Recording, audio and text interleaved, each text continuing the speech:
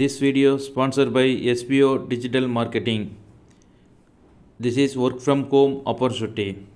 Please send your name and qualification. WhatsApp to 9025863666 and get full detail instantly. Skip பண்ணாதீங்க. பெரிய தப்பு. தினம் ₹300 சம்பாதிக்க அரிய வாய்ப்பு. இன்ஸ்டாகிராம், ஃபேஸ்புக் பயன்படுத்த தெரிந்தால் போதும். Content post and content publishing மூலமா தினம் ₹300 சம்பாதிக்கலாம். இந்த வேலை செய்ய 5 நிமிடம் போதும். Work training support, group communication support, all language customer live chat support, முக்கியமா சொந்தமா ஒரு பிசினஸ் ஸ்டார்ட் பண்ற அளவுக்கு உங்களால கற்றுக்கொள்ளவும் முடியும், சம்பாதிக்கவும் முடியும். இந்த வேலை வாய்ப்பு வழங்குவது 5 வருடத்திற்கு மேல ரன் ஆகிட்டு இருக்க நம்ம தமிழ்நாட்டு company school of business organization private limited. மேலும் விவரங்களுக்கு டிஸ்கிரிப்ஷன்ல கொடுத்திருக்க நம்பருக்கு வாட்ஸ்அப் பண்ணுங்க. நாள் ஆளுநர் ஹாரிஸ் என்பவரால் தொடங்கப்பட்டது. மெட்ராஸ் ரயில்வே கம்பெனி நிர்வாகத்தில் இருந்த அந்நிலையத்தின் மேலாளர் மேஜர் ஜென்கின்ஸ் உள்ளிட்டோரின் முயற்சியால் சிம்சன் அண்ட் கோ தயாரிப்பில் 2 புதிய ரயில்கள் ராயபுரம் வந்து சேர்ந்தன.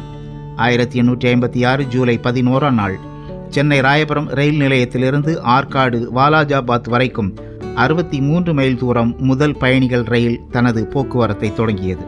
வாலாஜாபாத்திலிருந்து குடியாத்தம் வரையிலும் 96 மைல் தூரத்தை இணைத்து 1858 மே 11 போக்குவரத்து தொடங்கப்பட்டது.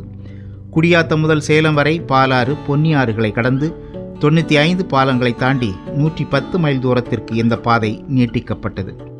சேலத்திலிருந்து கோழிக்கோடு வரையிலான 207 மைல் தூர போக்குவரத்து 1961 ஜனவரி முதல் நாள் தொடங்கியது. பேப்பூர், திரூர், குட்டிபுரம், பட்டாம்பி, போத்தனூர் வரை ரயில்கள் நீட்டிக்கப்பட்டன. முன்னரே திட்டமிட்டவாறு இந்த ரயில்கள் கிழக்கு கடற்கரையையும் மேற்கு கடற்கரையையும் பின்னாட்களில் தண்டவாளங்கள் மூலமாக இணைத்தன.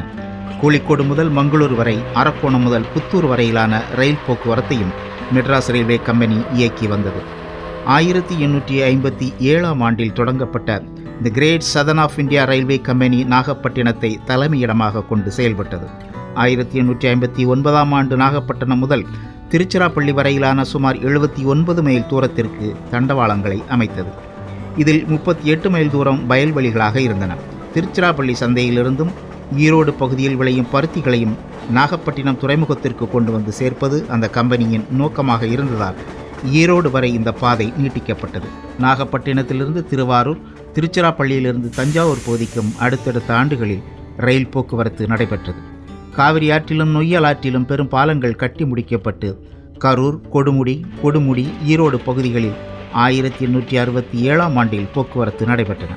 1864ஆம் ஆண்டு தொடங்கப்பட்ட கர்நாடிக் ரயில்வே கம்பெனி அரக்கோணம், காஞ்சிபுரம் இடையே 1865ஆம் ஆண்டில் போக்குவரத்தை தொடங்கியது.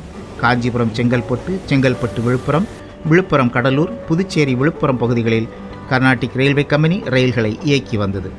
பிரெஞ்சு அரசின் துணையோடு 1874ஆம் ஆண்டு தொடங்கப்பட்ட பாண்டிச்சேரி ரயில்வே கம்பெனி ஒரு சில ஆண்டுகள் மட்டும் விழுப்புரம் வரை ரயில்களை இயக்கியது. The great southern of India railway company, Carnatic railway company, Pondicherry railway company மூன்றையும் இணைத்த south Indian railway company Chennai Thoothukudi இடையே சுமார் 444 மைல் தூரத்திற்கு மிக நீண்ட ரயில் பாதையை உருவாக்கியது. அந்த கம்பெனி ரயில்களின் ஓட்டுநர்களாக இந்தியர்கள் அதிக அளவில் நியமிக்கப்பட்டனர். 1874ஆம் ஆண்டு தொடங்கப்பட்ட இக்கம்பெனி 1891ஆம் ஆண்டில் சென்னை மாகாண அரசால் விலைக்கு வாங்கப்பட்டு அதே பெயரில் செயல்பட்டு வந்தது. காரைக்கால் பேரளம், மயிலாடுதுறை அறந்தாங்கி, திருநெல்வேலி கொச்சி, ராமேஸ்வரம் தனுஷ்கோடி, விருத்தாசலம் சேலம், மதுரை போடி,